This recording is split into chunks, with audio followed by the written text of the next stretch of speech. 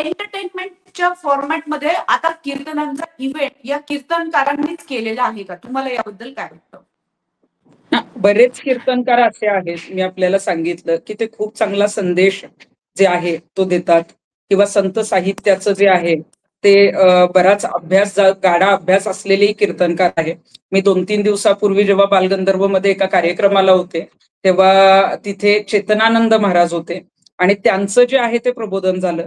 मी जवळजवळ 20-25 मिनिटं ते ऐकत होते आणि ते ऐकताना अगदी ते ऐकत राहावं असं वाटत होतं, कारण त्याच्यामध्ये सगळे जे दाखले होते किंवा संत साहित्याचा जो अभ्यास होता तो सगळा पाहायला मिळाला.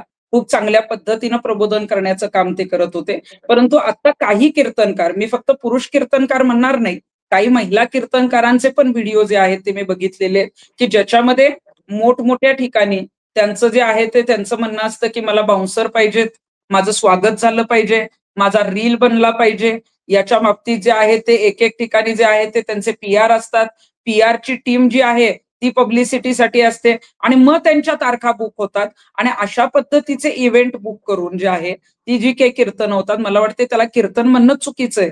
जेव्हा तुकाराम महाराज असतील किंवा संत साहित्यामध्ये सांगितलेलं गेलेलं आहे की कीर्तन जेव्हा करायला जातो आपण, तेव्हा जे ऐच्छिक वर्गणी किंवा जे ऐच्छिक मानधन आहे ते लोक देत असतात. पण आता कीर्तनकारांचे जे आहेत ते रेट ठरलेले आहेत, त्याचा बाजार झालेला आहे